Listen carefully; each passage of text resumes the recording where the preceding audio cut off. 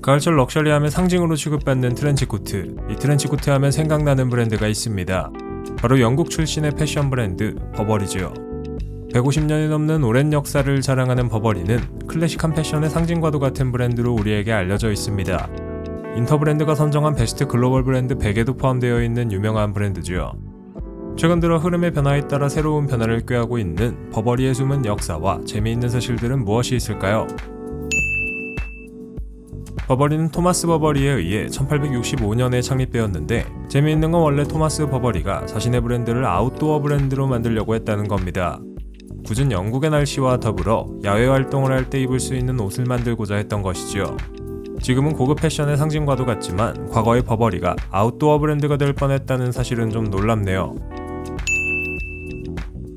버버리의 이름은 정확히는 지금까지 3번 바뀌었습니다. 원래는 버버리스 오브 런던이었고, 그 다음엔 버버리스, 그리고 버버리가 되었죠. 지금은 로고가 변경되었지만 과거 버버리의 로고는 말을 타고 있는 기사였습니다. 이 로고는 1900년에 브랜드를 위한 새로운 로고 공모전에 출품된 작품이었는데, 채택되어서 한동안 버버리를 대표하는 로고로 사용되었죠. 버버리 하면 빼놓을 수 없는 게 바로 트렌치코트죠. 이 트렌치코트가 큰 인기를 끌게 되어서 버버리는 성공할 수 있었습니다. 버버리의 트렌치코트에 들어가는 개버딘이라는 소재는 창립자인 토마스 버버리가 개발한 소재로 탄탄하고 방수 기능이 뛰어나서 중세시대의 망토로 만들어지기도 했던 천인데요. 이 천을 토마스 버버리가 개선해서 특허 등록을 하고 버버리의 이름을 달아 팔게 되었습니다. 덕분에 비오는 날 추위와 축축함으로부터 우리를 보호해줄 옷이 탄생할 수 있었죠. 그렇다면 트렌치코트는 언제, 어떻게, 왜 만들어졌을까요? 답은 바로 전쟁에 있습니다. 1889년부터 시작된 보어 전쟁에서 영국군은 방수성이 뛰어난 개버딘 소재 이야기를 듣고 군용 방수복을 주문하게 되는데요. 이때 버버리는 영국군을 위해 타이로켄이라는 코트를 만들었습니다.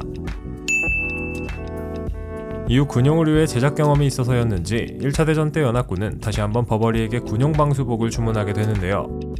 하지만 보어 전쟁과 달리 1차 대전은 한 가지 변한 게 있었습니다. 바로 전쟁의 양상이었죠.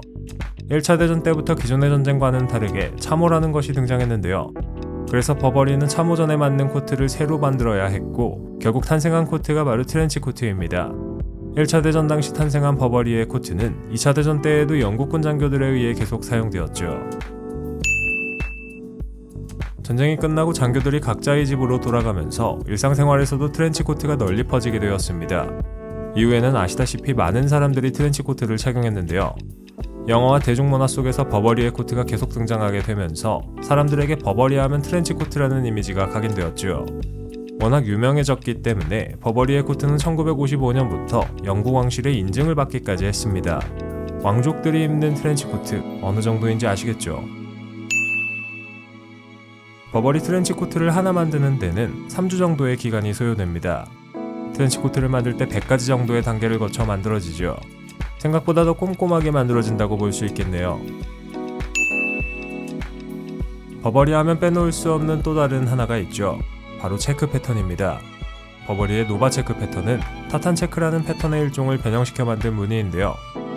이 체크 무늬가 유명해지게 된 건 트렌치코트의 안감에 들어가게 되면서부터였죠. 그래서 버버리 하면 체크 무늬라는 이미지가 굳어지기 시작한 겁니다. 버버리는 상표권 문제에 매우 민감한데, 여러 나라에서 버버리의 체크 무늬를 사용했다가 고소당한 사례가 있습니다.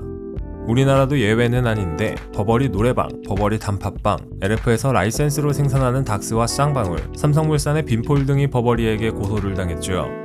하지만 모든 소송에서 이긴 것은 아니고 일부는 패소한 것으로 알려져 있습니다.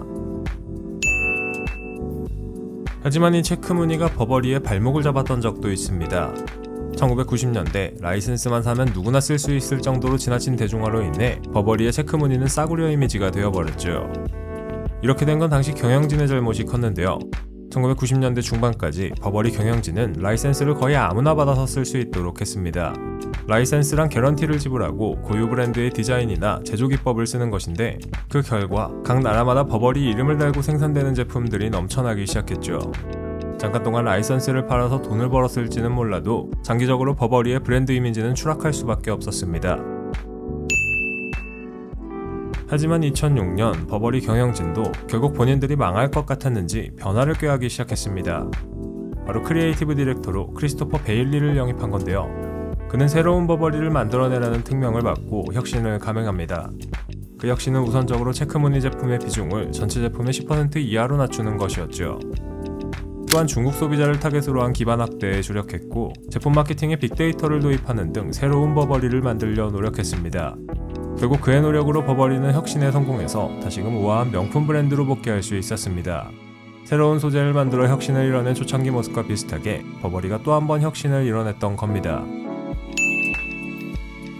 혁신의 성공에 뒤이어 2018년부터 버버리는 리카르도 티시가 맡고 있습니다. 이탈리아 출신의 디자이너인 그는 버버리 이전에 지방시에서 10년간 활약하면서 지방시를 인기 브랜드로 끌어올리기도 했죠. 등장과 동시에 새로운 로고, 새로운 모노그램을 내세우며 젊은 브랜드로 버버리를 변화시키고 있는 그의 행보에 많은 사람들이 열광하고 있습니다. 2022년 5월 현재에도 여전히 크리에이티브 디렉터를 맡고 있는 그는 새로운 버버리를 보여주기 위해 끊임없이 변화의 길을 걷고 있죠. 과연 앞으로 버버리는 처음 그랬던 것처럼 그리고 위기의 순간에 그랬던 것처럼 성공적인 변화를 이뤄내게 될까요? 많은 기대가 되는 순간입니다.